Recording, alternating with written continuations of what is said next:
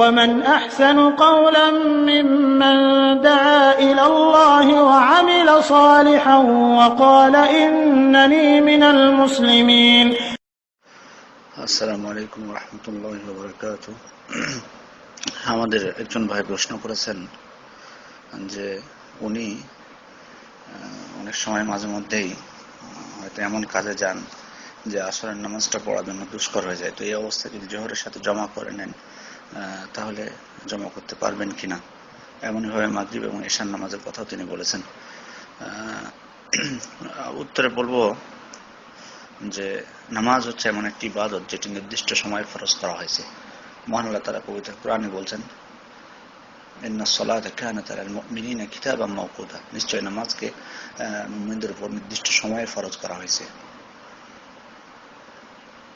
অতএব আমাদের উপর কর্তব্য হলো নির্দিষ্ট যে সময়ে ফরজ করা হয়েছে, যে নামাজের যে প্রতিটা নামাজের সময়, সে সময়ে সালাত আদায় করা। এখন প্রশ্ন হলো জমার বিষয়টি, যে আসলে জমা করার যে বিধানগুলো বর্ণিত হয়েছে সেটি বর্ণিত হয়েছে মূলত সফরের ক্ষেত্রে। তারপরে যদি মানে কোনো ভীতিকর অবস্থা থাকে, ভয়ের কোনো কিছু থাকে, অথবা বৃষ্টি হয়, এই সমস্ত ক্ষেত্রে মূলত জমার কথা বিবরণ এসেছে। এখন প্রশ্ন হলো যে আমাদের যদি আমরা জটিলতায় পড়ে যাই, কোনো সমস্যায় পড়ে যাই মাঝে মধ্যে, যেটাতে আমাদের জন্য দুষ্কর হয়ে যায় জমা না করলে সেই নামাজটি পাওয়া, এরকম অবস্থায় কি আমরা জমা করতে পারবো কিনা। তো আমরা ইবনে আব্বাস রাদিয়াল্লাহু আনহুমা থেকে একটি হাদিস লক্ষ্য করি। তিনি বলছেন, সাল্লা রাসূলুল্লাহ সাল্লাল্লাহু আলাইহি ওয়াসাল্লাম আয-যুহরা ওয়াল আসরা জামআন ওয়াল মাগরিবা ওয়াল ইশা জামআন ফি গায়রি খাউফিন ওয়ালা সাফারিন ওয়া ফি লাফযিন ফি গায়রি খাউফিন ওয়ালা মাতারিন। অর্থাৎ রাসূল সাল্লাল্লাহু আলাইহি ওয়াসাল্লাম যোহর এবং আসরের মধ্যে এবং মাগরিব ও ইশার মধ্যে জমা করেছিলেন কোনো ভয়ভীতি এবং সফর অবস্থা ছাড়াই। অন্য বর্ণনা এসেছে ভয়ভীতি এবং বৃষ্টি ছাড়াই। তো ইবনে আব্বাসকে জিজ্ঞেস করা হলো, লিমা ফাআলা যালিক, এটা করলেন কেন? স্বাভাবিকভাবে তো সফর, বৃষ্টি, ভয়ভীতির সম্ভাবনা থাকলে জমা করা হয়, কিন্তু তিনি এমনিতে এগুলো ছাড়াও কেন জমা করেছেন? তখন তিনি বললেন, আরাদা আন লা ইউহরিজা উম্মাতাহু, অর্থাৎ তিনি চেয়েছিলেন যে তার উম্মতকে তিনি জটিলতার মধ্যে ফেলবেন না, কষ্টের মধ্যে ফেলবেন না।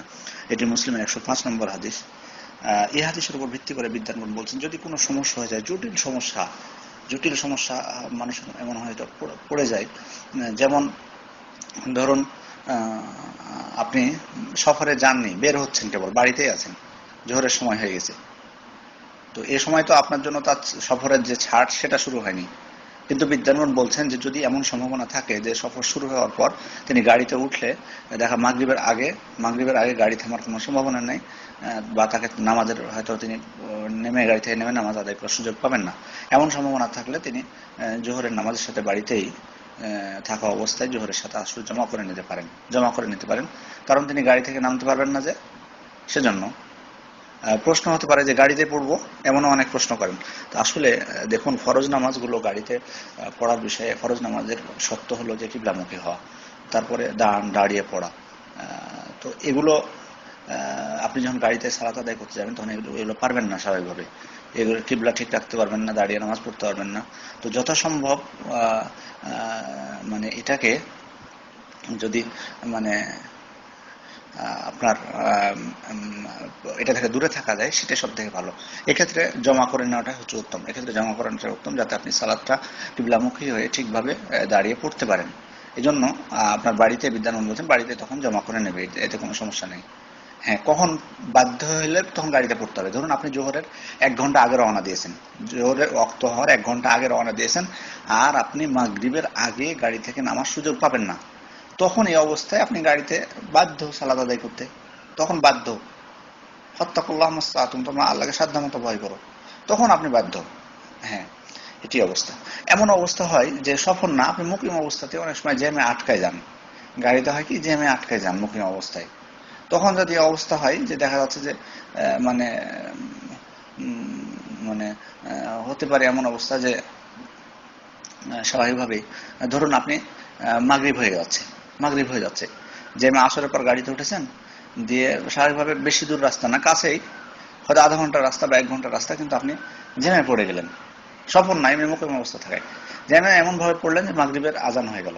এই অবস্থায় আপনার জন্য ছাড় আরো রয়েছে। আপনি গাড়িতে আপনাকে নামাজ পড়ার দরকার নেই। আপনি যখন গাড়ি থেকে নামবেন তখন এশার সালাতের ওয়াক্তে বা যখন নামবেন আপনি এশার নামাজের ওয়াক্ত থাকবে, তখন আপনি নেমে মাগরিব আর এশা জমা করে নেবেন। তখন মাগরিব আর এশা একসাথে জমা করে নেবেন।